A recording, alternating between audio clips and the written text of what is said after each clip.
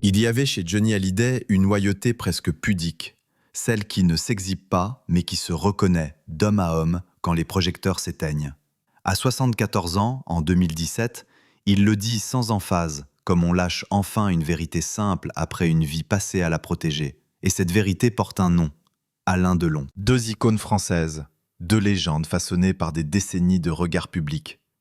Johnny, le chanteur populaire devenu monument national, l'homme des tournées interminables, des stades, des chutes et des renaissances.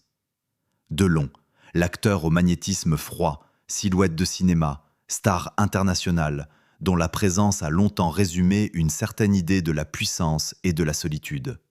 Ils n'ont pas la même scène, pas la même musique, pas le même langage, et pourtant, une ligne commune les traverse, la discipline du mythe et le prix qu'il exige. Ce qui frappe dans ce que Johnny laisse entendre à 74 ans, ce n'est pas une confession spectaculaire, c'est au contraire le refus du règlement de compte, à rebours des récits habituels où l'on attend des piques, des jalousies, des petites phrases. Non, Johnny parle de respect. Il parle d'un respect mutuel. Deux mots que l'on n'emploie pas à la légère quand on a vécu au milieu des comparaisons, des rivalités fantasmées, des rumeurs qui collent à la peau. Car, pendant des années, la presse a adoré opposer les figures. Celui qui remplit les salles contre celui qui remplit l'écran. L'idole du peuple contre l'idole des cinéphiles. Le monstre sacré de la chanson face au monstre sacré du cinéma. Alors pourquoi maintenant? Pourquoi ce récit, à cet âge précis, dans ce moment où tout se resserre? Parce qu'en 2017, Johnny n'est plus dans le temps des conquêtes, mais dans celui du tri. Il sait que la fin approche. Il sait que ce qui restera sera souvent déformé par les titres, par les montages, par les légendes fabriquées après coup. Il choisit donc, une fois, de replacer une relation dans son axe réel, pas l'amitié de façade, pas l'anecdote mondaine, mais la reconnaissance entre deux hommes qui ont traversé la même tempête, celle de la célébrité longue, celle qui use, celle qui isole. Et il y a un autre élément, plus discret, mais décisif. En parlant de Delon, Johnny parle aussi de lui-même, de son rapport au regard des autres, de cette frontière entre image publique et vérité personnelle, de ce qu'on ne dit pas quand on a appris à encaisser en silence. Mais de quel respect s'agit-il au juste? D'où vient-il? Et qu'est-ce que Johnny corrige ce jour-là dans l'histoire qu'on a racontée à leur place? Ils se sont approchés l'un de l'autre comme deux hommes qui n'avaient pas besoin de se séduire. Pas de démonstration, pas de théâtre. Juste ce moment particulier où l'on comprend en quelques minutes que l'autre sait déjà ce que vous avez dû endurer. Pour Johnny Hallyday et Alain Delon, la rencontre ne se raconte pas comme un coup de foudre mondain. Elle ressemble davantage à une reconnaissance silencieuse, née au cœur d'un Paris où tout le monde se croise, mais où peu de gens se comprennent. À l'époque, Johnny est déjà l'enfant terrible devenu phénomène.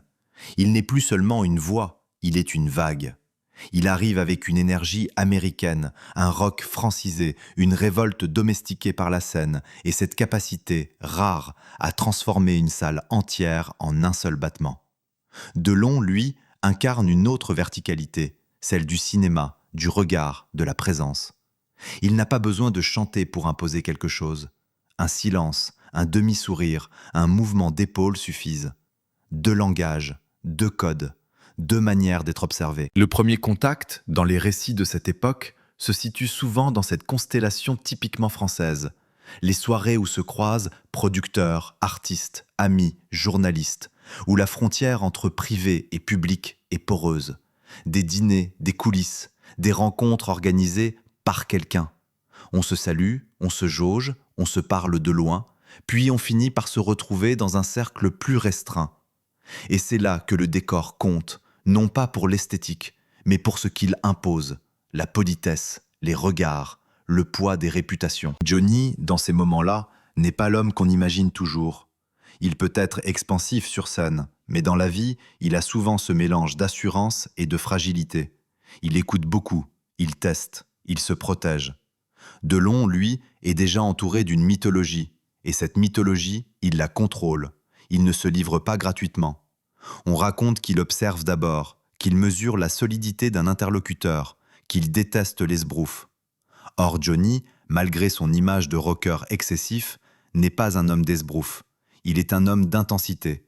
Ce qui se joue, à ce moment-là, ce n'est pas l'amitié au sens tendre, c'est une forme d'estime immédiate. Parce que Delon repère chez Johnny une chose que le monde du spectacle oublie souvent, la discipline, le travail, la résistance. Johnny n'est pas qu'une idole, il est un ouvrier du mythe, un homme qui recommence chaque soir, qui tient, qui encaisse, qui se relève.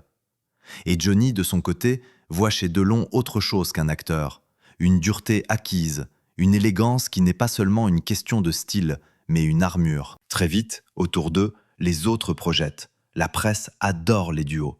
On fabrique des rivalités, des comparaisons, des deux monstres sacrés. Pourtant, ce que Johnny racontera plus tard, c'est précisément l'inverse. Pas une compétition, mais un respect. Un respect qui ne vient pas des applaudissements, mais de la manière dont chacun tient son rôle dans la tempête. Il y a aussi dans cette rencontre un point commun plus intime, la relation au public comme une contrainte permanente. Johnny a cette foule qui l'appartient autant qu'elle l'aime. Delon a ce regard collectif qui le fige dans une image. Ils savent tous les deux ce que signifie être regardé partout, jugé tout le temps et parfois enfermé dans un personnage. Et ils savent aussi ce que cela produit, la méfiance, la solitude, l'habitude de ne montrer que ce qui est maîtrisé. Alors, au fil des années, ils ne deviennent pas ces amis inséparables qu'on adore imaginer. Ils deviennent autre chose, deux repères dans le même monde. Deux hommes capables de se parler sans passer par les conventions.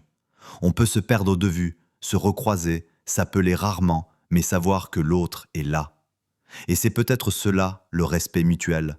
Ne pas se devoir des preuves, mais se devoir une forme de justesse. Avec le temps, chaque fois qu'ils se retrouvent, ce n'est pas pour se raconter leur succès. C'est souvent dans les moments où l'on a besoin de sobriété. Parce que l'expérience, chez eux, a remplacé l'ivresse. Et quand Johnny dira à 74 ans qu'il y avait entre eux du respect, il ne parle pas d'une phrase polie. Il parle d'une règle intérieure. Je sais qui tu es, parce que je sais ce que tu as payé. Et la suite, forcément, pose une autre question. Quand cette estime s'installe, que se passe-t-il lorsque les deux hommes atteignent, chacun à sa manière, le sommet? Quand l'un remplit les stades et l'autre règne sur l'imaginaire du cinéma français, que devient ce lien discret au milieu de la gloire, des entourages, des tentations, des excès? La gloire, chez Johnny Hallyday et Alain Delon, n'a jamais été une simple récompense. Elle a été un climat, un état permanent, une pression qui ne se retire pas le soir, comme un costume, mais qui vous accompagne jusqu'au sommeil, qui s'invite dans les amitiés, dans les amours, dans la façon même de marcher dans la rue. Quand ils entrent, chacun de leur côté, dans leurs années de domination, ils ne deviennent pas seulement célèbres, ils deviennent des symboles. Et c'est précisément à cet endroit-là que le respect mutuel prend un sens particulier, presque technique. Johnny, dans ces années-là, bâtit quelque chose de rare en France. Une carrière de scène comparable aux machines anglo-saxonnes, une présence populaire qui traverse les générations, une capacité à se réinventer tout en restant immédiatement identifiable. Il enchaîne les périodes où tout s'accélère, les tournées, les albums, les passages télévisés, les grands shows où l'on attend de lui non seulement une voix, mais une performance totale. Il n'est pas seulement un chanteur qui réussit, il devient l'homme sur lequel repose une idée de la fête française, du rock domestiqué, de la démesure acceptable. Alain Delon, lui, règne autrement. Son terrain, c'est l'écran et l'image. Dans les décennies où il impose son magnétisme, il enchaîne les films qui cristallisent d'une époque, des collaborations qui le placent au centre du cinéma français et européen, et une carrière qui, très tôt, franchit les frontières. Delon devient ce visage dont on pense qu'il raconte à lui seul la virilité, l'ambiguïté, la beauté dangereuse. Il n'a pas besoin d'être sympathique, il doit être inoubliable. Et il l'est. À ce moment-là, la France se construit des mythologies. Elle aime les figures qui condensent une époque et elle les surveille comme des biens nationaux. Johnny et Delon sont dans cette catégorie. Chacun, à sa manière, porte une part du fantasme collectif, la liberté, la force, l'excès. Et c'est précisément ce que le public ne voit pas toujours. Cette gloire-là est une cage dorée, parce qu'elle vous oblige à rester cohérent avec l'image. Dans les cercles du show business, tout le monde connaît leur nom, mais peu comprennent la mécanique intime. On leur prête des caprices, on raconte des nuits, on exagère des histoires, on transforme chaque détail en légende. Eux, ils savent. Ils savent ce que ces récits peuvent faire, isoler, mettre en danger, déformer. Et c'est là qu'un lien discret peut naître, une alliance de lucidité. Quand Johnny regarde Delon, il ne voit pas seulement un acteur adulé, il voit un homme qui a appris à dire non et à tenir ce non face à un système. Quand Delon regarde Johnny, il ne voit pas seulement l'idole populaire, il voit un homme qui se consume pour tenir la promesse du spectacle. Dans ces années de gloire, ils se croisent dans un même écosystème. Les soirées parisiennes, les événements caritatifs, les cercles d'amis où l'on parle aussi bien de projets que de fatigue, de femmes, de politique parfois, de fidélité et de trahison. Là encore, ce ne sont pas des scènes de complicité démonstrative, ce sont des moments courts mais chargés. Un salut qui en dit long, une phrase échangée à l'écart, un regard qui signifie « je vois ce que tu portes ». Et puis il y a la dimension plus subtile. La notion de respect au sommet n'est pas une simple politesse, c'est une reconnaissance du métier. Johnny sait que Delon a cette discipline d'acteur qui exige une maîtrise absolue. Choisir ses films, contrôler son image, protéger son intimité, parfois se durcir pour survivre. Delon sait que Johnny, lui, vit dans un rapport physique au public. Chaque concert est un risque, chaque tournée un corps poussé à l'extrême, chaque retour une bataille contre l'usure. Dans la gloire, on peut admirer ou mépriser. Eux choisissent une troisième voie. Reconnaître l'effort réel derrière le mythe. Mais la gloire a un revers, elle amplifie tout. Les fragilités deviennent des failles publiques, les entourages deviennent des champs de bataille, les erreurs deviennent des affaires nationales. Et quand deux hommes atteignent un tel niveau d'exposition, la question n'est plus seulement comment rester au sommet, mais comment ne pas se perdre soi-même. C'est ici que la trajectoire commence à se tendre, parce que la gloire, à force d'être constante, finit par révéler ce qu'elle cache. Des besoins contradictoires, des blessures anciennes, des impatiences, des orgueils. Johnny, on le sait, navigue entre la rage de vivre et l'épuisement. Delon, lui, entre la maîtrise et une forme de solitude revendiquée. Et dans cette mécanique, même le respect le plus solide peut être mis à l'épreuve par les malentendus, les silences, les paroles rapportées. Car une question s'impose, presque inévitable. À partir de quand, dans cette relation faite d'estime, la distance commence-t-elle à s'installer? Quand les succès s'empilent et que le monde autour se met à parler à leur place, qu'est-ce qui se fissure? On croit souvent que les fissures naissent d'un événement spectaculaire, une dispute, un mot de trop, une trahison. Mais chez Johnny Hallyday et Alain Delon, si l'on écoute ce que Johnny suggère plus tard, tout semble plus insidieux. Les fissures, ici, n'ont pas forcément la forme d'un clash. Elles ressemblent plutôt à ces décalages progressifs, ces distances qui s'installent quand deux vies, même respectueuses, ne battent plus au même rythme. Mais alors, comment une relation fondée sur l'estime peut-elle se fragiliser sans qu'aucun des deux ne renie ce qu'il reconnaît chez l'autre? D'abord, il y a le poids des entourages. Autour de Johnny, le monde de la musique fonctionne comme une caravane. Des musiciens, des managers, des amis, des habitués. Une vie mobile, rythmée par les tournées, les retours, les départs. Delon, lui, évolue dans un univers plus fermé, plus contrôlé, où l'intimité se défend comme une forteresse. Deux manières de survivre à la célébrité. Et forcément, quand les gens autour parlent, commentent, interprètent, ils créent parfois des conflits par procuration. Une phrase répétée, un ton exagéré, un « il a dit que ». Et tout à coup, sans que personne n'ait voulu blesser, une graine de méfiance se plante. Pourtant, il faut aussi parler du temps. Le temps qui change des hommes, même quand ils restent des icônes. Les années passent, les priorités bougent. Johnny traverse des périodes de reconstruction et de rechute, des moments où l'énergie est totale, puis où l'épuisement reprend. Delon, lui, porte une relation au monde plus tranchée, parfois plus dure, marquée par une franchise qui peut impressionner autant qu'elle peut heurter. Ce n'est pas une question de bonté ou de méchanceté, c'est une question de tempérament. Et les tempéraments, quand ils se heurtent à la fatigue, deviennent plus vifs. Ce soir-là, on imagine une scène simple, mais révélatrice. Un dîner, une rencontre, un événement où l'un arrive chargé, pressé, nerveux, où l'autre, au contraire, attend une forme de retenue, de contrôle. Ils se saluent, ils se parlent, mais quelque chose sonne moins fluide, une ironie mal reçue, une remarque qui tombe au mauvais moment, ou plus souvent encore, un silence qui ne se commente pas. Car les hommes de leur génération, surtout quand ils ont construit leur identité dans la force, ont parfois du mal à dire « là, tu m'as blessé ». Ils préfèrent se taire, et le silence, à ce niveau, devient une arme involontaire. Il y a aussi, plus profondément, la question de l'image. Chez Johnny, l'image est liée au mouvement, à la chaleur populaire, à une vulnérabilité parfois visible. Il peut être excessif, impulsif, entier. Delon, lui, a longtemps cultivé une image de maîtrise et de distance. Une image qui protège, mais qui peut aussi donner l'impression d'un jugement. Quand Johnny parle de respect mutuel, il laisse entendre qu'ils se comprennent malgré leurs différences. Mais les différences, dans les périodes de tension, deviennent exactement ce qui irrite. L'un peut trouver l'autre froid, l'autre peut trouver l'un trop turbulent. Et ce qui, au début, était complémentaire, devient parfois incompréhensible. Mais alors, est-ce une question d'orgueil ? Pas forcément. Plutôt une question de fragilité.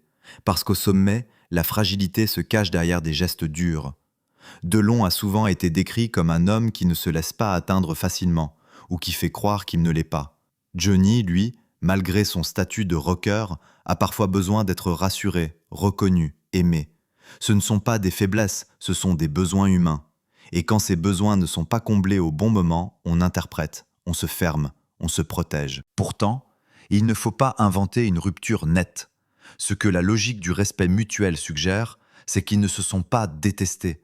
Ils se sont éloignés par épisodes, ils se sont retrouvés, ils se sont reperdus de vue. Comme deux trajectoires qui se croisent, puis s'écartent, sans jamais nier la valeur de l'autre. Et puis, il y a l'élément le plus cruel.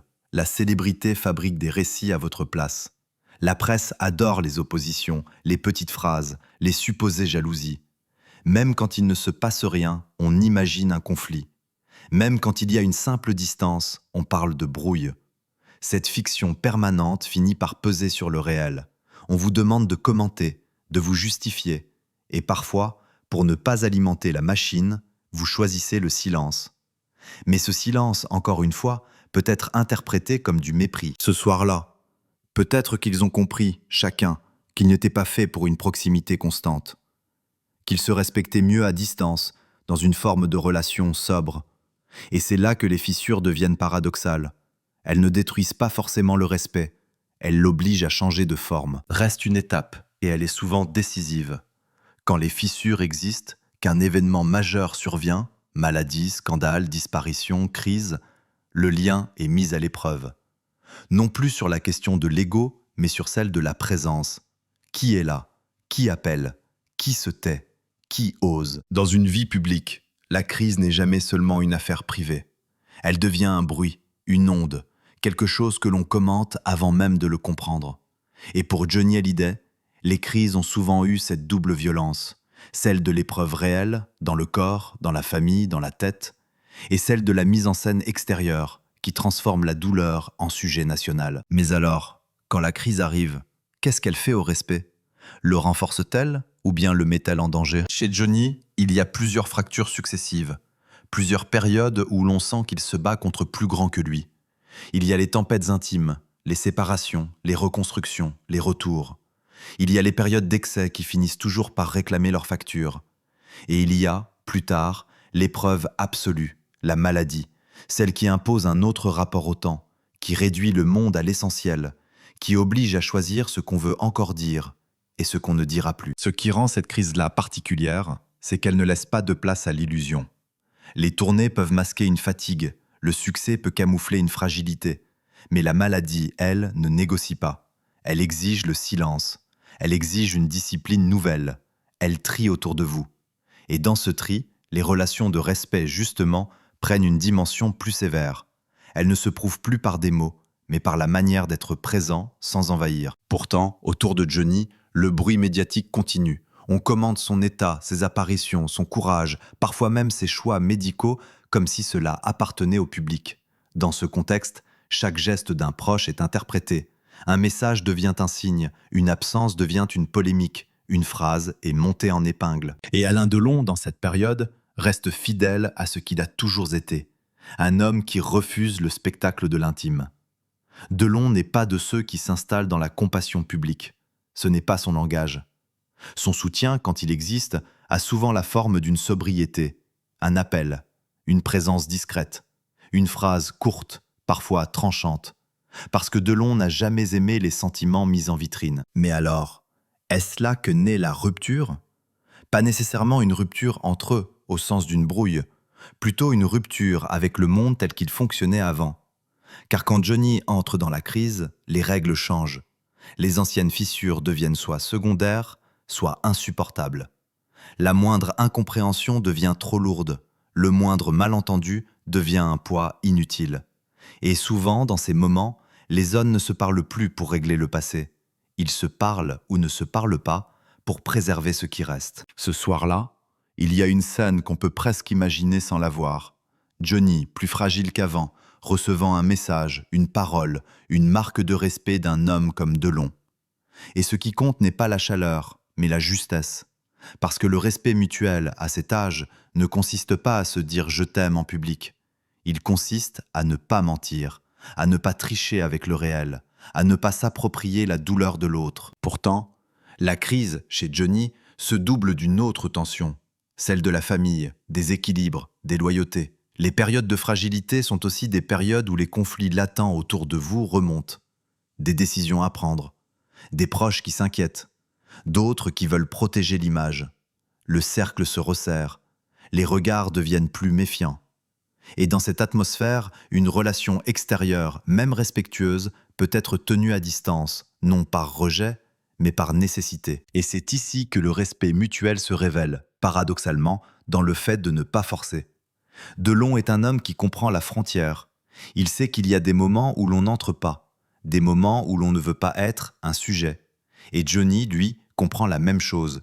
Il sait que Delon n'est pas l'homme des effusions, mais qu'un geste discret peut valoir davantage qu'un grand discours. La crise devient donc une sorte de vérité. Elle ne raconte pas un drame entre eux, elle raconte une maturité brutale. Quand la vie commence à se refermer, on ne garde que ce qui est solide. Le respect mutuel, dans cette période, n'est plus une phrase élégante, c'est une méthode de survie. Et pourtant, une question demeure, lourde, presque douloureuse. Après cette tempête, que reste-t-il réellement ?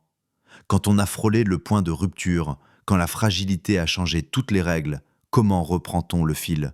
Est-ce qu'on se rapproche ? Est-ce qu'on s'éloigne davantage ? Est-ce qu'on ose enfin dire des choses qu'on n'a jamais dites ? Après la tempête, il n'y a pas toujours un grand retour à la normale. Il y a souvent quelque chose de plus discret, plus étrange, une nouvelle manière d'exister. On ne retrouve pas exactement la vie d'avant, parce qu'on sait désormais ce qu'elle peut enlever. Et pour Johnny Hallyday, comme pour Alain Delon, l'après n'est pas un chapitre de triomphe, c'est un chapitre de réglage, de silence choisi, de gestes mesurés, et parfois de paroles plus vraies, parce qu'il n'y a plus de temps à perdre avec les postures. Mais alors, comment vivent-ils, chacun, après les grandes crises ? Comment se tient-on debout quand on a compris que le corps, la réputation, la carrière peuvent vaciller en une seule saison ? Johnny, dans ces périodes-là, continue de faire ce qu'il a toujours fait, avancer. Parfois avec une énergie étonnante, presque provocatrice, comme si la scène restait sa manière la plus sûre de rester vivant. Il n'efface pas les fractures, il les transforme en mouvement. On le voit apparaître, repartir, annoncer, puis annuler, puis revenir. Et dans le public, cela produit une admiration inquiète. Il tient. Cette phrase revient souvent, parce que la France a longtemps eu besoin de croire que Johnny tient. Delon, lui, choisit une autre trajectoire. Il se retire davantage, ou du moins, il contrôle plus sévèrement sa présence. Sa parole devient rare, plus verticale, parfois abrasive. Il n'a jamais aimé les demi-mesures. Il affirme, il tranche, il protège son territoire. Dans l'après, ce territoire prend une valeur particulière. Parce qu'avec l'âge, il y a moins de patience pour le bruit, pour les sollicitations, pour les récits fabriqués. Il ne veut pas qu'on interprète à sa place. Et pourtant, malgré leur style opposé, une parenté se renforce. La lucidité. Dans l'après-tempête, l'un comme l'autre savent qu'ils sont devenus des figures et que cette figure peut être dévorante. Alors ils choisissent, chacun, des formes de contrôle. Johnny par l'action repartir, créer, chanter. Delon par la distance, se taire, sélectionner, limiter. C'est aussi dans cet après que les mots prennent un poids particulier, parce qu'on parle moins, mais chaque phrase compte davantage. Et quand Johnny, à 74 ans, évoque le respect mutuel avec Alain Delon, il faut entendre le contexte. Ce n'est pas une déclaration de promotion. Ce n'est pas un compliment lancé pour faire plaisir. C'est une manière de remettre de l'ordre dans le récit collectif, de dire « on a raconté des choses, on a imaginé des rivalités. En vérité, il y avait autre chose. » Et ce « autre chose » s'appelle respect, précisément parce que c'est le seul mot qui résiste à la caricature. Dans cet après, les rencontres, quand elles existent, ne sont plus celles des années de gloire. Elles sont plus courtes, plus graves. Un anniversaire, un événement, un message transmis. Une occasion où l'on se retrouve face à face et où l'on comprend immédiatement que les vieux malentendus ne valent plus la peine. Le respect, dans ces âges-là, n'est pas une émotion permanente, c'est une position. Une manière de ne pas salir, de ne pas utiliser l'autre, de ne pas faire de l'intime un spectacle. Et il y a, dans l'après-tempête, une autre dimension, la mémoire. Les deux hommes deviennent les gardiens involontaires d'une époque. On leur demande de se souvenir, de raconter, de commenter le vieux temps. Et c'est là que Johnny et Delon se rejoignent à nouveau. Ils savent que la mémoire est souvent trafiquée, qu'on sélectionne, qu'on enjolive, qu'on accuse. Or, eux ont vécu les coulisses. Ils savent la dureté derrière les images, la solitude derrière les photos. Alors ils se méfient des récits trop simples. C'est pourquoi la parole de Johnny, à 74 ans, sonne comme un geste de correction. Il ne cherche pas à refaire l'histoire, il cherche à la rendre plus juste. Il dit, en substance, « Delon et moi, on n'avait pas besoin de se prouver quoi que ce soit. » Et dans ce monde où tout le monde prouve, où tout le monde se met en scène, c'est presque une déclaration politique. Pourtant, l'après-tempête n'est jamais totalement apaisée. Il y a encore des tensions autour, des phrases rapportées, des interprétations. Et surtout, il y a la peur la plus humaine, celle de disparaître sans avoir dit ce qui compte. C'est là que l'on sent chez Johnny la montée vers quelque chose de plus profond. Car s'il évoque Delon à ce moment-là, ce n'est pas seulement pour parler de Delon. C'est pour dire qu'au milieu du bruit, il a existé des liens vrais, et qu'il ne veut pas que ces liens soient recouverts par la rumeur. On comprend alors que l'après-tempête prépare une bascule, celle de la révélation. À un âge où l'on ne joue plus, où l'on n'a plus envie de préserver les faux équilibres, on peut enfin briser un silence, dire ce qu'on n'a jamais formulé, nommer ce qu'on a protégé. Il arrive un moment où l'on ne parle plus pour convaincre, mais pour laisser une trace juste. À 74 ans, Johnny Hallyday n'a plus besoin d'ajouter une couche à sa légende. Il n'a plus besoin de se fabriquer des alliés, ni de régler des comptes. Ce qu'il cherche, dans cette parole tardive, c'est une forme de vérité sobre. Et c'est précisément pour cela que sa révélation n'est pas un scandale. C'est un déplacement, un geste qui retire du bruit plutôt qu'il n'en crée. Longtemps, autour de lui, on a raconté Johnny comme un homme d'excès, de passion, de rupture. On l'a réduit à ses flamboyances et à ses chutes, à ses couples, à ses départs, à ses retours. Et dans ces récits, les autres icônes servaient souvent d'accessoires, des comparaisons, des silhouettes destinées à enrichir la mythologie. Alain Delon, lui, a subi un autre type de récit, celui de l'homme inaccessible, dur, parfois jugé, parfois admiré, souvent caricaturé. Deux mythes que l'on a parfois opposés pour le plaisir de la formule. Mais Johnny, dans cette parole à 74 ans, fait exactement l'inverse. Il refuse l'opposition. Il refuse l'idée qu'entre eux, il aurait existé une rivalité structurante. Il dit, ou il laisse entendre, qu'il y avait un respect mutuel. Et ce mot « respect » est plus tranchant qu'il n'en a l'air, parce qu'il contredit la mécanique habituelle du show business, où l'on attend des jalousies, des rivalités, des humiliations, des petites phrases assassines. Johnny, ici, retire une arme à la presse du sensationnel. Il ne donne pas matière au conflit. Il donne matière à la nuance. Et puis il y a une seconde révélation, plus intime, plus grave. En parlant du respect mutuel, Johnny révèle sa propre définition de la dignité. Il dit implicitement « on peut être des monstres sacrés sans se dévorer ». Il dit « on peut se reconnaître sans s'exploiter ».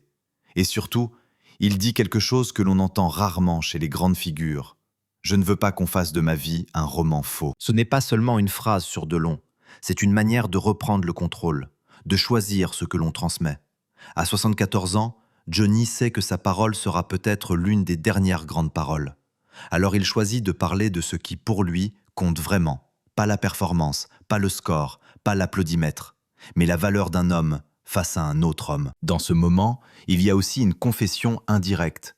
Johnny reconnaît qu'il a, lui aussi, été blessé par les récits fabriqués, qu'il a dû vivre avec des histoires racontées à sa place, qu'il a parfois été prisonnier d'images que l'on a imposées et contre lesquelles on ne se bat pas facilement. Delon, à sa manière, a vécu la même chose, l'image du dur, du solitaire, du dominateur. Or Johnny dit Entre nous, il y avait du respect. Cela signifie « je l'ai vu autrement » et « il m'a vu autrement ». La révélation, c'est donc la rencontre de deux regards vrais derrière le masque. Johnny laisse entendre qu'au-delà des personnages, Delon a su reconnaître en lui autre chose qu'un chanteur populaire, un homme qui a tenu, qui a travaillé, qui a payé cher. Et Johnny, de son côté, a su reconnaître en Delon autre chose qu'un acteur mythique, un homme qui s'est protégé parce que le monde attaque, un homme qui a choisi la dureté parfois comme une forme de survie. Il faut écouter la lenteur implicite de cette parole. Elle n'est pas enthousiaste, elle n'est pas affectée, elle est presque sèche. Et c'est ce qui la rend crédible. Johnny ne dit pas « c'était mon frère ». Il ne dit pas « nous étions inséparables ». Il dit quelque chose de plus adulte, plus rare. Il y avait du respect. Dans la bouche de quelqu'un qui a été adulé, attaqué, trahi, porté, cela sonne comme une victoire intérieure. Et puis il y a une nuance plus poignante encore.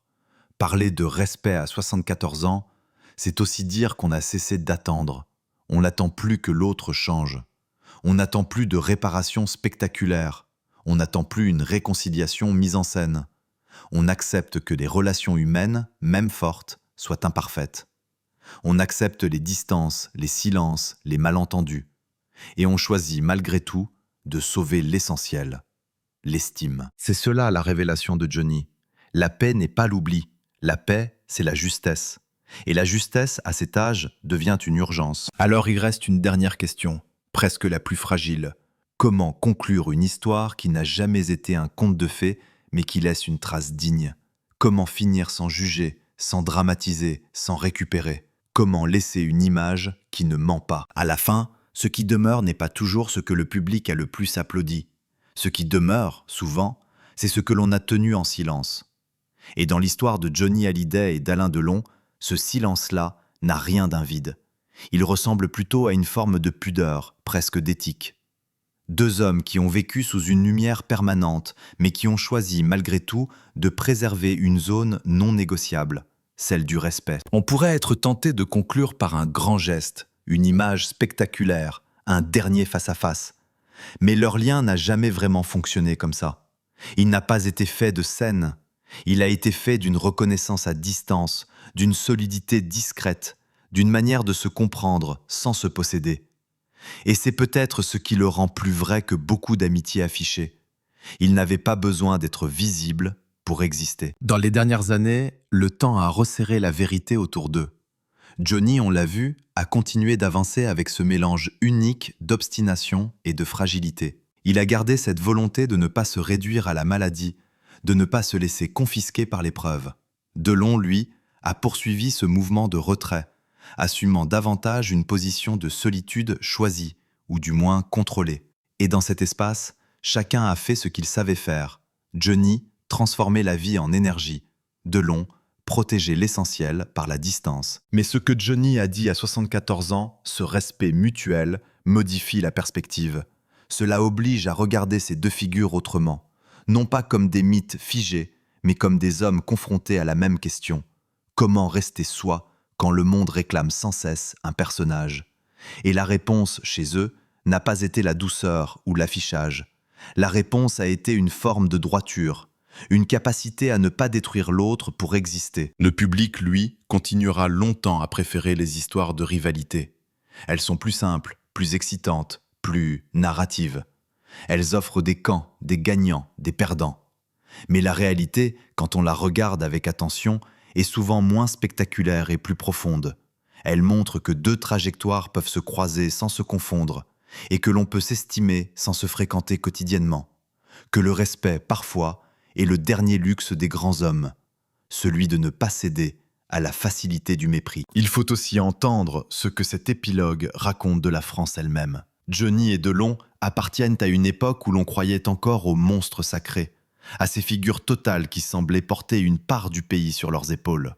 Une époque où l'on acceptait leurs excès, où l'on les jugeait, où l'on les aimait trop fort, où l'on leur demandait de rester éternels.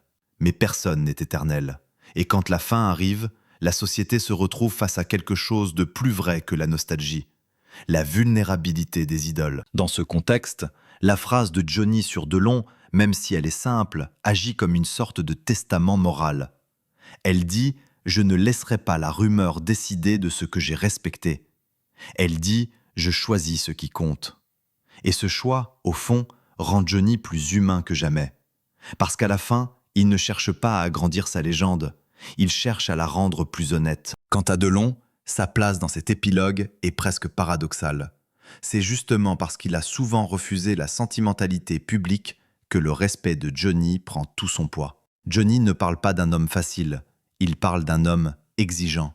Et reconnaître l'exigence de l'autre à cet âge, c'est reconnaître aussi la valeur du combat. On pourrait résumer leur lien en une formule, mais ce serait encore trop simple. Ce n'était ni une amitié démonstrative, ni une rivalité. C'était un accord tacite. Je sais ce que tu as traversé. Un accord rare, parce que la célébrité, d'ordinaire, pousse à la comparaison, à la compétition, à la suspicion. Eux ont, au moins sur ce point, échappé à la logique du spectacle. Et quand tout se tait, quand les tournées finissent, quand les films deviennent des archives, il reste cette idée, presque nue. La dignité n'est pas une posture, c'est une manière de quitter la scène sans salir ceux qu'on a croisés. Et sur la table, il reste une photo. Le temps, lui, ne dit plus rien.